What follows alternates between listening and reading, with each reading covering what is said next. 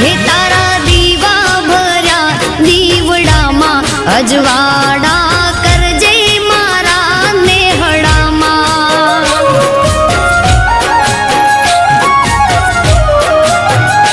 હો સાચો મારો પંથ ને તું સાચી મારી શક્તિ, સદા સંગાથે રેજે કરું તારી ભક્તિ. જુગનું જાણી બેઠી, જુગનું જાણી બેઠી, જુગનું જાણી બેઠી માં દયાળી. યુગમાં રેજે સદા તું માં મમતાળી. માં